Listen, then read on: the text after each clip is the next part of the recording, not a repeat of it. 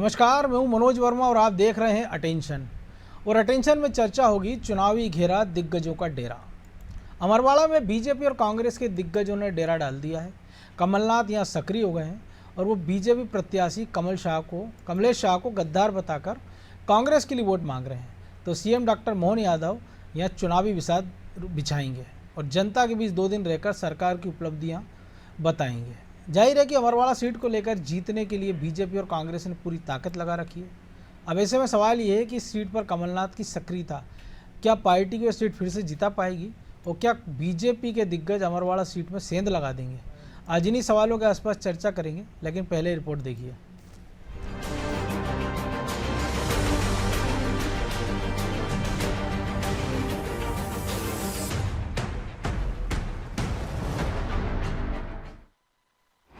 अमरवाड़ा उपचुनाव की जंग, चढ़ने लगा चुनावी रंग। अमरवाड़ा में अब चुनावी रंग चढ़ने लगा है। जुलाई से कमलनाथ भी अमरवाड़ा में एक्टिव हो गए। वो एक के बाद एक जनसभाएं कर कांग्रेस प्रत्याशियों के लिए वोट मांग रहे हैं। तो पीसीसी चीफ जीतू पटवारी भी इस सीट को जीतने के लिए पूरी ताकत लगाए हुए हैं। दरअसल लगातार मिल रही हार के बाद अब कांग्रेस 1-2 सीटों को जीतकर अपने मनोबल को बढ़ाने की कोशिश कर रही है। लिहाजा कांग्रेस का दावा है कि जीतू और कमलनाथ की जोड़ी इस बार बीजेपी पर भारी पड़ने वाली है। पानसे जी, सभी विधायक, प्रदेश अध्यक्ष जी, सभी लोग 10-15 विधायक लगे हुए और मैं समझता हूं कांग्रेस की सीट रही है परंपरागत। तो कमलनाथ जी वहां पे कैंप कर ही रहे, निश्चित तौर से कांग्रेस जीतेगी। इधर कमलनाथ अमरवाड़ा में सक्रिय हुए तो अब बीजेपी के दिग्गजों ने भी अमरवाड़ा में डेरा डाल लिया। खुद सीएम डॉक्टर मोहन यादव इस सीट पर 2 दिन प्रचार करेंगे। याद हो तो लोकसभा चुनाव में भी सीएम ने छिंदवाड़ा में जमकर प्रचार किया था। यहाँ वो रात में रुके भी थे और नतीजा ये रहा कि लोकसभा में कांग्रेस की अजय मानी जाने वाली छिंदवाड़ा सीट बीजेपी ने हथिया ली और अब बीजेपी को फिर से उम्मीद है कि इस सीट पर वो जीत का झंडा गाड़ेगी। अमरवाड़ा उपचुनाव में भारतीय जनता पार्टी की बड़े अंतर से जीतते हैं। प्रधानमंत्री मोदी जी और मुख्यमंत्री डॉक्टर मोहन यादव जी की डबल इंजन की सरकार के साथ अमरवाड़ा की जनता विकास चाहती है। जीतू पटवारी, कमलनाथ और कांग्रेस की ढोल की पोल लोकसभा चुनाव में खुल चुकी है। छिंदवाड़ा में कमलनाथ का फर्जी मॉडल भी दिख चुका है। कमलनाथ जीतू पटवारी को जनता लगातार नकार रही है। कुल मिलाकर अमरवाड़ा का उपचुनाव हाई प्रोफाइल चुनाव में तब्दील हो चुका है। दिग्गज यहाँ चुनावी बिसात बिछाने में जुटे हैं। कांग्रेस के बड़े नेता एक बार फिर गद्दारी जैसे नारों के साथ जनता के बीच जा रहे हैं, तो बीजेपी के दिग्गज सरकार की उपलब्धियों के सहारे इस रण को जीत की कोशिश में है। खैर, किस दिग्गज का कितना जोर यहाँ चलेगा, जनता को कौन लुभाएगा, इतिहास बदलेगा या खुद को दोहराएगा, ये देखना दिलचस्प होगा। ब्यूरो रिपोर्ट, अनादि टीवी।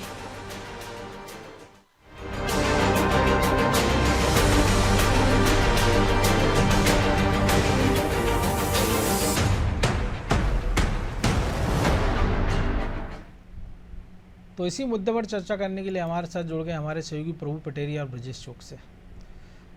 तो सबसे पहले प्रभु जी, आप ही के पास कि जो कुछ अमरवाड़ा में हम देख रहे हैं और जो चुनावी विसात बीजेपी ने बिछाई है और कमलनाथ जितनी मेहनत करते नजर आ रहे हैं, शायद ये कुछ चुनिंदा ऐसे मौके रहे होंगे जब वो इतने जुटे हुए हैं, क्योंकि अभी अभी नकुलनाथ का चुनाव वो हारे हैं, इतनी मेहनत वह भी कर रहे थे। तो आखिर कमलनाथ ने इसको अपनी प्रतिष्ठा का प्रश्न क्यों बना लिया है?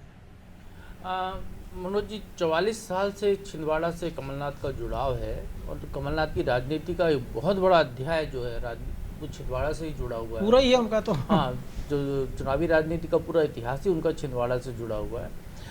तो अब वो अपने बेटे को विरासत यहाँ की सौंप रहे थे। उसको लोकसभा का चुनाव लड़वाया, पिछले बार इसके पहले के चुनाव में वो जीते भी थे। तो निश्चित तौर पर कमलनाथ के घर में सेंध बीजेपी ने लगाई है। लगातार कोशिशें बीजेपी कर रही थी और आप ये देखिए कि पिछले 2 विधानसभा चुनाव यदि हम देखें तो छिंदवाड़ा जिले की 7 की 7 सीटें कांग्रेस ने जीती कमलनाथ के नाम पर। महापौर उनका, सांसद महापौर उनका, भी पिछली उनका, बार सब जी। कुछ ही उनका था। मतलब छिंदवाड़ा की राजनीति मतलब कमलनाथ की राजनीति थी। वो जिसको चाहते थे उसको उम्मीदवार बना देते थे। महापौर ऐसे को बनाया जो लकड़ी बीन रहा था, ये कहा जाता है। बिल्कुल। उसको हेलीकॉप्टर में घुमाया उन्होंने बाद में। तो इस तरीके की पूरी छिंदवाड़ा की राजनीति, अब उसमें बीजेपी ने गढ़ में सेंध लगाई है। तो और आप ये देखिए विभीषण पैदा कर लिया बीजेपी ने। चाहे छिंदवाड़ा में कहें दीपक सक्सेना, अमरवाड़ा में कहें तो कमलेश शाह जो कि विधायक हैं रहे हैं। तो अब उनको अपनी साख बचानी है, क्योंकि भविष्य की राजनीति भी उनकी, यदि कांग्रेस की राजनीति में कमलनाथ को वजूद अपना कायम रखना है तो निश्चित तौर पर उनको जो है छिंदवाड़ा बचाना जरूरी है। और छिंदवाड़ा में बचाने के लिए उनके पास अभी अमरवाड़ा का ही चुनाव सामने है, जहां पर वो अपने आप को साबित कर सकते कि मैं खत्म नहीं हुआ हूं, मैं अभी भी छिंदवाड़ा का शहंशाह हूं। इस तरीके की स्थिति वो हमारे पैदा साथ कर राकेश सकते हैं। प्रजापति जी जुड़ गए, वरिष्ठ पत्रकार छिंदवाड़ा से, उनके पास भी जाऊंगा। जी प्रभु जी, अपनी बात पूरी करिए। तो ये पूरी कोशिश यहाँ पे, अब यहाँ हमको समझना होगा कि कमलेश शाह कौन है। कमलेश शाह की माता जी वहाँ से विधायक रही हैं, उनके शायद पिताजी या दादाजी भी विधायक रहे, ये कहा जाता है, दोनों रहे लेकिन शायद। वो एक एक बार रहे। कमलेश शाह को जो है कमलनाथ ने आगे बढ़ाया राजनीति में। 2003 का चुनाव हारे, उसके बाद 8 का चुनाव हारे, उसके बाद वो लगातार 3 चुनाव से जीतते रहे हैं। अमरवाड़ा वो जगह है जहाँ 2019 के लोकसभा चुनाव में नकुलनाथ को सबसे ज़्यादा लीड मिली थी छिंदवाड़ा और अमरवाड़ा से। बाकी जो 5 विधानसभा क्षेत्रों में वो पीछे रहे थे, तो यहीं से वो सांसद बने थे। तो बीजेपी ने उसी रणनीति के तहत छिंदवाड़ा में उनका जो खास सिपह सलार थे दीपक सक्सेना को अपनी तरफ कर लिया, यहाँ कमलेश शाह को अपनी तरफ कर लिया, नीचे की जमावट भी उन्होंने अपनी तरफ कर ली। उसका नुकसान उनको लोकसभा चुनाव हुआ कि नकुलनाथ चुनाव हार गए छिंदवाड़ा का इस बार। तो वो पूरी स्थितियों को देखते हुए कमलनाथ वहाँ पर पूरी कोशिश कर रहे हैं, और स्वाभाविक तौर पर उनके आक्रमण जो कमलनाथ का होगा वो कमलेश शाह पर ही होगा। और एक बड़ा दांव इस पूरे चुनाव जो कमलनाथ ने खेला है मनोज जी, वो ये है कि जो वहाँ का जो पीठ है, जहाँ पर कि लोगों के आंचल कुंड में जहाँ पर लोगों की पूरी आस्था है, वहाँ के जो पुजारी हैं, महंत हैं, उनके बेटे धीरन शाह को उनने जो उम्मीदवार बनाया है, जो कि अभी तक राजनीति में नहीं थे। तो निश्चित तौर पर वो एक आस्था भी उनके साथ जुड़ गई है। और कमलनाथ ने अपने आप को हनुमान भक्त पहले साबित कर रखा है। एक हनुमान जी का मंदिर उन्होंने बड़ा बनवा रखा था, सिमरिया के हनुमान जी का मंदिर है, बड़ा मंदिर बनवा रखा है। उसके अलावा वो जो है वहाँ पर लगातार हनुमान भक्ति की बात करते रहे। तो वो आस्था के साथ कमलनाथ की अपनी प्रतिष्ठा, उनका संपर्क, उसका जुड़ाव वहाँ पर है। अब ये देखना होगा कि कमलेश शाह का जो गढ़ है, जो कि गोंडवार राजा है वहाँ के, तो क्या वाकई में जनता प्रजा राजा के साथ जाती है, और यदि प्रजा राजा के साथ जाती है तो बाकी का जो एरिया है जहाँ पर कि उनका प्रभाव नहीं है, वहाँ के लोग किधर जा रहे हैं, क्या कमलनाथ की तरफ उनका झुकाव है। और तीसरा पक्ष जो इस पूरे चुनाव में जो कि निर्णायक मुझे लगता है वो होगा, हालांकि हमारे छिंदवाड़ा के साथी उसको विस्तार से बता सकते हैं, जो गोंडवाना गणतंत्र पार्टी के उम्मीदवार है, तो वो खासा महत्वपूर्ण त्रिकोण यहाँ पर बना रहे हैं। बिल्कुल, हमने इसी कार्यक्रम में उनसे चर्चा की थी, तो वो तो कह रहे थे कि कांग्रेस मुझे समर्थन कर दे तो मैं चुनाव लड़ने को तैयार हूँ कांग्रेस से। तो राकेश जी, क्या समीकरण बनते नजर आ रहे हैं? और कमलनाथ जो मेहनत कर रहे हैं और बीजेपी भी कसर नहीं छोड़ रही, 2 दिन मुख्यमंत्री डेरा डालने वाले हैं, मामला रोचक होगा या एक तरफा लड़ाई है? आवाज आ रही राकेश जी आपको?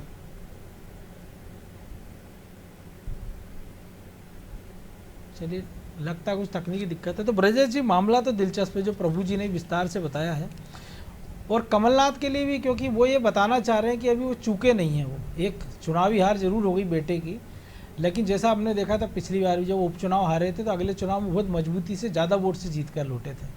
और अभी भी मतलब ये कि अगर वो जिताते नहीं हैं तो एक मैसेज जाएगा कि उन्होंने छिंदवाड़ा छोड़ दिया है या छिंदवाड़ा ने कमलनाथ को छोड़ दिया है। और जो खबरें अटकलें लगाई जा रही है, हमने देखा था पिछले दिनों जो उनके पर्यवेक्षक आए थे फैक्ट फाइंडिंग कमेटी के, चौहान, उन्होंने एक संकेत दे दिया था कि दोनों नेताओं को मध्य प्रदेश में कोई काम नहीं है, न दिग्विजय सिंह का न कमलनाथ का। तो ऐसे में खुद को साबित करने के लिए बड़े महत्वपूर्ण लड़ाई है ये अमरवाड़ा की। निश्चित तौर पर मनोज जी, अभी भी एक मौका मिल गया है कमलनाथ को वो साबित कर सकें कि वो छिंदवाड़ा के किंग हैं, किंग मेकर हैं, यदि छत्रफ हैं वहाँ के। क्योंकि लगातार उनके अनुसार वहाँ पे चाहे पूरी पार्टी की बात करें, चाहे संगठन की बात करें, उनका एकमात्र सिक्का चलता रहा। वजूद खतरे में आया है उनका लोकसभा चुनाव के बाद से कि किस तरह से उनके बेटे खुद हार गए। अब उनको साबित करना है कि देखिए, मेरे बिना छिंदवाड़ा का पत्ता नहीं हिल सकता, मेरे बिना छिंदवाड़ा में कांग्रेस का भविष्य नहीं है, और मैं जो चाहूँगा वो आज भी लौट कर आ सकता हूँ। मतलब कि हार गए हैं तो कोई बड़ी बात नहीं है, लेकिन कमलनाथ हैं, ये जताना उनके लिए ज़रूरी हो गया है। शायद इसी वजह से वो इतनी मेहनत कर रहे हैं, इसी वजह से उन्होंने ऐसा उम्मीदवार चुना है वहाँ पर, और इसी वजह से वो हम डेरा डाले हुए हैं कि वो साबित करना चाहते हैं कि कमलनाथ हैं। अभी कमलनाथ ने मैदान नहीं छोड़ा है और भविष्य में वो यहाँ टक्कर दे सकते हैं। उनके बिना भी कांग्रेस का भला नहीं हो सकता है। और बीजेपी ये चुनाव जीतकर ये सोच रही है कि कमलनाथ को उन्होंने हरा दिया, घर बिठा दिया, हाशिए पर चले जाएंगे और अब ये किला उनका हो जाएगा। तो निश्चित तौर पर ये एक नया मौका मिला है अमरवाड़ा के रूप में। इस वजह से कमलनाथ वहाँ ज़्यादा मेहनत कर रहे हैं, वो जताना चाहते हैं। मुझे लगता है कि यही वजह है कि बीजेपी भी सोच रही है कि हम एक बार यदि हमने सेंध लगा ली, विभीषण पैदा करके यदि हमने कोई किला जीत लिया है तो वो बरकरार कैसे रख पाते हैं। तो बीजेपी भी यहाँ जोर लगा रही है, इसलिए क्योंकि कांटे का मुकाबला दिख रहा है। इतना आसान नहीं है अमरवाड़ा में कि बीजेपी यदि लोकसभा चुनाव जीत गई है तो वो अमरवाड़ा में भी चुनाव जीत जाएगी। जिस व्यक्ति को उन्होंने उम्मीदवार बनाया है वो चुनाव पहले भी हार चुका है। और वो जो आंचल कुंड की बात प्रभु जी भी कह रहे थे, उनका एक अलग वो जन समर्थन उनको मिलता रहा है। आंचल कुंड के जो प्रमुख हैं मुखिया, तो उनके यदि आधार पर यदि मत विभाजन होता है, धीरेन्द्र शाह के पक्ष में जाते हैं, तो निश्चित तौर पर यहाँ कांटे का मुकाबला है। बीजेपी के लिए सामने चुनौती है कि वो एक बार फिर साबित कर सकती है कि अब छिंदवाड़ा में कमलनाथ का नहीं, बीजेपी का राज हो गया है। अब बीजेपी से जो भी उम्मीदवार बनेगा वो जीत सकता है, क्योंकि उनके पास सरकार भी है, संगठन की ताकत भी है और मुख्यमंत्री लगातार वहाँ पे डेरा डाले हैं। तो एक तरफ दोनों ही तरफ मतलब चुनौती दोनों ही बराबर है, कांटे का मुकाबला है मनोज जी। बीजेपी के पास भी एक तरह से साबित करने का मौका है कि देखिए 7 विधायक 2 बार वहाँ चुने गए कमलनाथ के नाम पर, लेकिन अब वो परिस्थितियां नहीं बची हैं, अब परिस्थितियां बदल गई हैं। अब बीजेपी का वहाँ सेंधमारी हो गई और बीजेपी का एक विधायक वहाँ से चुन के आ चुका है। तो भविष्य के लिए भी एक संकेत है कि बीजेपी वहाँ पर मजबूत हो रही है। और कमलनाथ के लिए भी एक तरह से ये चुनौती है कि वो साबित करें कि अभी वो खत्म नहीं हुए हैं अमरवाड़ा जीत कर। बिल्कुल। तो राकेश जी, क्या स्थितियाँ हैं कि लग रहा है कि एक तरफा मुकाबला होगा या मामला रोचक होगा, और कमलनाथ जो मेहनत कर रहे हैं तो आखिर वो साबित क्या करना चाह रहे हैं? देखिए, ये जो चुनाव है, उपचुनाव है, ये कांग्रेस और भारतीय जनता पार्टी दोनों के लिए प्रतिष्ठा का चिन्ह बना हुआ है जी। जहां अपनी प्रतिष्ठा बचाने के लिए कमलनाथ अपना पूरा अंतिम दांव लगा रहे हैं, वहीं भारतीय जनता पार्टी अति उत्साह के अंदर, अति उत्साह कह रहा हूँ, बड़ा हौसले उनके बुलंद है और वो उत्साह के साथ क्या कहते हैं वो लोग मैदान में उतरे हैं। तो ये अभी एकदम से इसको ये कहा नहीं जाएगा कि अपन क्या कहते हैं ये मामला भारतीय जनता पार्टी और कांग्रेस के बीच में है। या चूंकि मैं आपको बताना चाहता हूँ, यहाँ गोंडवाना गणतंत्र पार्टी 2003 में इनका प्रादुर्भाव हुआ था, जब यहाँ से चुनाव जीतकर आए थे मनमोहन शाह भट्टी। तब से अमरवाड़ा विधानसभा, क्योंकि आदिवासी अंचल है पूरा, और यहाँ गोंडवाना गणतंत्र पार्टी का अपना एक प्रभाव है। तो यहाँ के जो तीसरा क्या कहते हैं आपका प्रत्याशी उतरा है देव रावण भलावी, उसके चलते ट्रायंगुलर फाइट होने की संभावना लग रही है। मगर फिर भी अगर देखा जाए तो मुख्य मुकाबला भारतीय जनता पार्टी और कांग्रेस के बीच में हुआ है। और रही बात देव रावण भलावी गोंडवाना गणतंत्र पार्टी का, वो गोंडवाना गणतंत्र पार्टी कांग्रेस को नुकसान पहुंचाने की स्थिति में है। अब भारतीय जनता पार्टी पूरे प्राणपण से क्या कहते हैं इस चुनाव को अपनी प्रतिष्ठा का प्रश्न चिन्ह बनाकर पूरे भरपूर मैदान में है और पूरी शक्ति के साथ क्या कहते हैं वो अब इस चुनावी गढ़ को, इस क्या कहते हैं रण को वो जीतना चाहती है। अभी आपने देखा होगा कि अमरवाड़ा से कुंवर कमलेश शाह आए, जैसे ही क्या कहते प्रत्याशी घोषित किया, उनके चुनाव पर्चे दाखिल करने में सीएम पहुंचे। उसके बाद अभी ये आज ये तीसरी बार यहाँ पर पहुंचने वाले हैं और रात को स्टे करेंगे। और यहाँ के जो सामाजिक कार्यकर्ता हैं, सामाजिक लोगों के साथ बैठक करके वो पूरी रणनीति इस तरीके से घेरने का काम कर रहे हैं कि किसी भी तरीके से अपने पक्ष में चुनाव हुआ है। रही बात कांग्रेस की, तो कांग्रेस की क्योंकि लोकसभा इलेक्शन के पहले जीतू पटवारी को प्रदेश की कमान संभाली की, तो प्रदेश उनकी भी प्रतिष्ठा दांव पर लगी कि लोकसभा इलेक्शन में 29 जो सीटें हैं वो भारतीय जनता पार्टी की झोली में चली गई। अब क्योंकि ये लोग उपचुनाव है तो वो अपनी प्रतिष्ठा बचाने के लिए पूरे प्राणपण से क्या कहते पूरी कोशिश कर रहे हैं। जीतू पटवारी लगातार 3 दिनों तक यहाँ पर उस अंचल में रहे और उन्होंने हर वो कोशिश की जिससे विजय हासिल हो सके। अब ये चूंकि ये बड़ा मामला क्योंकि दिलचस्प हो गया, एक तरीके से त्रिकोणीय मुकाबला है, और तो इस कमलनाथ भी अपना अंतिम अंतिम पूरे प्रयास जो है उन्होंने किया। अंतिम प्रयास के चलते उन्होंने मास्टर स्ट्रोक में आंचल कुंड की जो दादा हैं उनके परिवार उनके सेवादार को मैदान में उतारा है। तो राकेश जी, इस पूरे चुनाव में हम देख रहे हैं कि कांग्रेस प्रत्याशी से ज्यादा चर्चा इस बात की हो रही है कि वो आंचल कुंड के पुजारी के बेटे हैं, तो इसका क्या प्रभाव है और वाकई चुनाव में ये प्रभाव देखने को मिलेगा हमको? निश्चित तौर पर ये प्रभाव तो देखने को मिलेगा, क्योंकि ये जो आंचल कुंड का जो दरबार है ये लगभग 200 वर्षों से आदिवासी आस्था का केंद्र रहा है और बड़ा दिलचस्प चुनाव देखने को हम तो 35 सालों से पत्रकारिता और राजनीतिक चीजों को बड़े जमीनी तौर पर आंक रहे हैं। हमने ये देखा है कि मैदान पे जो भी प्रत्याशी होता है, चाहे कितना बड़ा से बड़ा हो या राजनेता या छोटे से छोटा, जब चुनाव मैदान में आता है तो मतदाताओं के बीच में हाथ जोड़कर आता है, लोगों को प्यार पड़ता है। मगर यहाँ बड़ा दिलचस्प नजारा यह है कि जब वो धीरेन शाह जब निकलते हैं कैंपेनिंग के लिए, तो लोग बड़े आदिवासी जो लोग हैं बड़े उनके पैरों के ऊपर खुद पैर पड़ते हैं और साथ देने का वादा करते हैं। अब मगर ये देखना है कि राजनीति गोटियां किस तरीके से बिछाई जाती हैं और इसके परिणाम क्या आते हैं। तो प्रभु जी, मामला दिलचस्प है, क्योंकि जो राकेश जी ने बताया है कि शायद चुनावी राजनीति में तो बड़ा एक वैसा दृश्य है कि प्रत्याशी के लोग अगर पैर छू रहे हैं तो निश्चित तौर पर कांग्रेस को इसी से बहुत ज़्यादा उम्मीद होगी और इसीलिए कमलनाथ को भी लग रहा है कि इसी के बहाने से ये प्रतिष्ठा वो हासिल कर सके। लेकिन बीजेपी ने भी जिस प्रकार से ताकत झोंकी, हल्के से नहीं ले रहे हैं। अगर मुख्यमंत्री लगातार डेरा डाल रहे हैं, हमने देखा प्रदेश अध्यक्ष BD शर्मा ने भी डेरा डाला था पिछले दिनों, तमाम सारे नेताओं की ड्यूटी लगाई गई, आदिवासी विधायकों को छांट छांट कर भेजा जा रहा है। मनोज जी, उपचुनाव का एक फैक्टर होता है कि वो हमेशा जो है ज़्यादातर सत्ता की तरफ झुकता है उपचुनाव। तो और चूँकि कमलेश शाह अभी कांग्रेस छोड़कर बीजेपी में आए हैं लोकसभा चुनाव के दौर में, तो कहीं ना कहीं एक ये आशा वहाँ के लोगों को होगी कि जो पिछले 10 साल से वहाँ पर कमलनाथ के अलावा कोई मंत्री नहीं था छिंदवाड़ा में, तो एक मंत्री वहाँ पर मिलने की आशा वहाँ पर को लोगों को हो सकता है जग रही हो, जगाने की कोशिश की जा रही हो कि यदि कमलेश शाह जीत जाते हैं तो राज्य सरकार में एक मंत्री का पद उनके हिस्से में आ सकता है। तो ये कोशिश वहाँ पर की जा रही होगी और ये निश्चित तौर पर ये असर कहीं ना कहीं करेगी। जो मुख्यमंत्री जिस तरीके से वहाँ मुकाम कर रहे हैं, लोगों के बीच में बैठ रहे हैं, हर वर्ग समाज के बीच में वो खुद ही बात कर रहे हैं, पब्लिक मीटिंग्स में भी जाएंगे मुख्यमंत्री। 4 कार्यक्रम हैं उनके अभी तक तो जो घोषित हुए हैं कार्यक्रम 2 दिन में, तो वहाँ पर वो लगातार ये कोशिश कर ही रहे हैं। संगठन महामंत्री बीजेपी के जो है हितानंद शर्मा, वो भी वहाँ डेरा डाले बैठे हुए हैं। VD शर्मा भी अब लोकसभा से फ्री होकर आ गए हैं, तो वो भी वहाँ पर जाएंगे। तो एक पूरी जमावट बीजेपी की है। और सबसे बड़ा दूसरा जो मैंने पहला फैक्टर तो यही बताया कि उपचुनाव ज़्यादातर सत्ता पक्ष की तरफ झुकता है।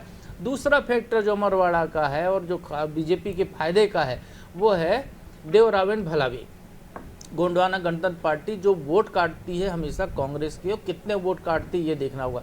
तीसरा फैक्टर यहाँ पे जो कमलेश शाह का अपना प्रभाव हर रही क्षेत्र में ज़्यादा है, उसके बाहर कितना वो असर कर सकते हैं, क्योंकि वो 3 बार के विधायक रह चुके हैं और उनको लेकर कहीं ना कहीं कुछ नाराज़गी का भाव भी रहा होगा, क्योंकि वो पहले कांग्रेस से थे विधायक और विकास कार्यों को लेकर और तमाम बातों को लेकर कुछ ना कुछ तो वहाँ पर लोगों के मन में ये रहा होगा। तो बीजेपी उसको भी कैश कराएगी। तो ऐसे बहुत सारे समीकरण जो हैं जो कहीं जो बीजेपी को फायदा पहुँचा सकते हैं चुनाव में। देवरावेन भिलावी ने जिस तरीके से लोकसभा चुनाव में 50,000 के करीब वोट काटे थे, इसके पहले उनने वोट काटे थे विधानसभा चुनाव में, और तो इसके पहले के चुनाव देखें तो दूसरे नंबर पर रही थी गोंडवाना गणतंत्र पार्टी। तो यहाँ पर बीजेपी की पूरी जमावट में, इसलिए मोनिका भट्टी को भी बीजेपी ने आजमाया था, इसीलिए अब बीजेपी की पूरी जमावट में जो है गोंडवाना गणतंत्र पार्टी का बहुत बड़ा योगदान होने वाला है।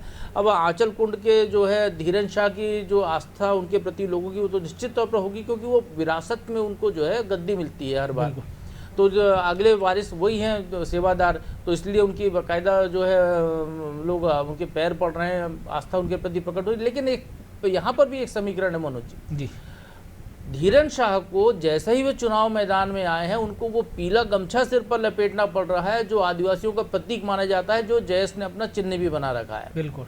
तो ये गोंडवाना के विधायक भी वही पट्टा यूज़ करते हैं। तो आप ये देखिए कि उनको आदिवासियों से जोड़ने, उनको लुभाने के लिए उनको भी वो प्रयास करने पड़ रहे हैं। आस्था अपनी जगह है, बाकी के दांव पेच भी वहाँ पर भी आजमाने पड़ रहे हैं। और कमलनाथ की जमावट जो होगी उसो होगी, क्योंकि छिंदवाड़ा अमरवाड़ा में जो कांग्रेस के जो नीचे तक के जो नेता थे वो सब तो बीजेपी ले चुकी है लोकसभा चुनाव के दौरान। जनपद के सदस्यों को ले लिया, पार्षदों को भी ले लिया, विधायक तो ले ही लिया, तो बहुत सारे नेता ले चुके। तो जो कांग्रेस के जो मुख्य रणनीतिकार हुआ करते थे कमलनाथ की, जो सालों से काम करते थे, वो अब बीजेपी की तरफ चले गए। कमलनाथ की रणनीतियाँ वो बीजेपी के लिए इस्तेमाल करेंगे। तो यहाँ कमलनाथ कैसे नई रणनीति बनाते हैं, क्या जो जिस तरीके से भावनात्मक चुनाव 2019 का, माफ कीजिए, अभी जो लोकसभा चुनाव लड़ा उन्होंने भावनात्मक तौर पे लड़ा, वोट मांगे अपने बेटे के लिए, वही भावनात्मक हथियार वो यहाँ पर भी इस्तेमाल कर रहे हैं। तो जब वहाँ नहीं चला तो यहाँ कितना असर करेगा। और एक और फैक्टर जो कमलनाथ के निगेटिव जाता हुआ दिखाई दे रहा है कि चुनाव तो घोषित पहले हो गए, कांग्रेस को बीजेपी के उम्मीदवार ने पर्चा धर लिया, उसके बाद वो पहले से चुनाव प्रचार कर रहे थे। कमलनाथ अब जाकर वहां पहुंचे हैं, जो कि मुख्य सूत्रधार हैं कांग्रेस के चुनावी रणनीति के। उनके बेटे नकुल नाथ जो 5 साल तक सांसद रहे, जिनको लेकर नाराजगी मानी जाती थी, तो नकुल नाथ अभी तक नहीं पहुंचे हैं। नकुल नाथ यदि पहुंचकर खुद माफ़ी मांग ले अपने 5 साल के कार्यकाल में लोगों से, जो भी व्यवहार जिसको लेकर लोगों की नाराजगी है, तो हो सकता है कुछ असर उनके पक्ष में हो जाए, लेकिन वो भी वहां नहीं पहुंच रहे हैं। तो एक सकारात्मक नकारात्मक दोनों पक्ष कांग्रेस की तरफ ज़्यादा है, बीजेपी के पक्ष में सकारात्मकता ज़्यादा दिख रही है। और बीजेपी एक और रणनीति पर काम कर रही है, जो अमित शाह ने, हमने देखा लोकसभा में कहा था कि जो यदि तीसरा पक्ष मजबूत है तो उसको और मजबूत कर दिया जाए, ताकि जो आपका वोट है विधानसभा में जो कहा था, तो आप देखिए कि उस रणनीति पर भी काम कर रही है। यदि गोंडवाना गणतंत्र पार्टी को और मजबूत करती है तो निश्चित तौर पर वो ज़्यादा वोट काटेगी तो फायदा बीजेपी का होगा। तो इस रणनीति पर भी बीजेपी वहाँ काम कर रही है। बिल्कुल। तो राकेश जी, क्या कारण है कि कांग्रेस एक ही उम्मीदवार को मैनेज नहीं कर पाई, गोंडवाना गणतंत्र पार्टी, जबकि मधुर संबंध रहते हैं। दिग्विजय सिंह के ज़माने से कई बार हमने देखा है ये कि जब जरूरत पड़ती थी उसी हिसाब से उम्मीदवार भी उतार देते थे या हटा भी लेते थे, या समर्थन भी गुपचुप मिल जाता था। देखिए, इस बार की परिस्थितियां जो हैं बड़ी विकट हैं। भारतीय जनता पार्टी, जैसे पटेरिया जी ने कहा कि भारतीय जनता पार्टी कोई भी अपना एक वीक पॉइंट छोड़ना नहीं चाहती है। जहां इनके पक्ष में, भारतीय जनता पार्टी के पक्ष में एक सबसे बड़ी बात इसको प्रचार प्रसारित किया जा रहा है कि लोकसभा में भी हमारी सरकारें हैं और राज्य के अंदर भी हमारी सरकारें हैं। डबल इंजन की सरकार जी, बीते 10 वर्षों से इस क्षेत्र का विकास अवरुद्ध हो गया है। आपकी आवाज नहीं आ रही है राकेश जी। बड़ी संख्या में, मैंने बताया ये इस वक्त का जो पॉलिटिकल सिनेरियो है बड़ा अजीबोगरीब है। यहाँ पर भारतीय जनता पार्टी पूरे उत्साह और वो पूरे बुलंद हौसलों के साथ उतरी है। रही बात गोंडवाना गणतंत्र पार्टी को मैनेज करने का काम किया, तो गोंडवाना गणतंत्र पार्टी के साथ हमेशा से कह ये रहा है कि गोंडवाना गणतंत्र पार्टी को भारतीय जनता पार्टी पिछले दरवाजे से इसको पुख्ता करने का काम करती है और समय समय पर वह ये देखती है कि कांग्रेस को कब नुकसान करवाना है तो उसको पारित पोषित और खाद पानी देने का काम करते हैं। अब चूंकि ये गोंडवाना गणतंत्र पार्टी के अंदर भी बड़ा मामला है कि आपने देखा होगा 2019 के अंदर जो स्थिति थी, इनके पार्टी के पदाधिकारी गोंडवाना गणतंत्र पार्टी के लोकसभा और विधानसभा प्रत्याशी दोनों घोषित होने के बावजूद कांग्रेस ने उसको बड़े तरीके से मैनेज किया और उनको ड्रॉप करवा लिया। उसका फायदा भी उनको बकायदा मिला, जिसमें पिता पुत्र कमलनाथ और नकुलनाथ के पुत्र नकुलनाथ विजय हुए। मगर परिस्थितियां इस बात बड़ी विकट हैं और भारतीय जनता पार्टी इससे पहले कि कांग्रेस अपने पत्ते खोलती या अपने पक्ष में प्रयास करने का काम करती, गोंडवाना गणतंत्र पार्टी को भारतीय जनता पार्टी ने अपने पक्ष में कर लिया। और अभी जो प्रत्याशी है देवरामन बलावी, ये एक नया लड़का है, युवा लड़का है, अपना LLB किया हुआ है और बड़ा आक्रामक है। इस तरीके से ये स्थितियां हैं। और जैसा कि अभी बात हो रही थी कि किसी भी परिस्थितियों में भारतीय जनता पार्टी हो या कांग्रेस हो, ये अपने पक्ष में माहौल को तैयार करने के लिए कोई भी वीक पॉइंट छोड़ना नहीं चाहती है। अभी आपने अगर हमको इस लोकसभा इलेक्शन के अंदर हर चीजों को पक्ष के ऊपर हम देखना चाहते हैं, जहाँ आंचल कुंड के धीरेन्द्र शाह को अपने आस्था का जो केंद्र है उसका तो आस्था का तो फायदा मिलना है, मगर वहां उनके साथ एक ये वीक पॉइंट है कि वो आम जनता से उनका जो जुड़ाव है, जो समाज के आदिवासी वर्ग के अलावा जो है वह जुड़ाव कम है। वहीं भारतीय जनता पार्टी ये बिल्कुल, ये जो आपने कहा निश्चित तौर पर ये बड़ा असर डाल सकता है। फिलहाल वक्त इतना ही था। बहुत धन्यवाद राकेश जी आपका। तो निश्चित तौर पर अमरवाड़ा की लड़ाई रोचक होती जा रही है और जो हमारे तीनों पत्रकार साथियों ने एक बात कही है, तो ये बता रही है कि छिंदवाड़ा में अमरवाड़ा का समीकरण क्या कुछ कह रहा है, और ये चुनाव ये भी तय करेगा कि कमलनाथ का सियासी भविष्य क्या होगा, नकुलनाथ का सियासी भविष्य क्या होगा। और बीजेपी के लिए तो एक तरह से हम कह सकते हैं कि एक रिहर्सल है, क्योंकि अभी और चुनाव में उनको जाना हो सकता है, अभी श्योपुर का उपचुनाव हो, बीना का और बुधनी का उपचुनाव तो होना ही है। अटेंशन में आज इतना ही, मुझे दीजिए इजाज़त और आप देखते रहिए अनादि टीवी। नमस्कार।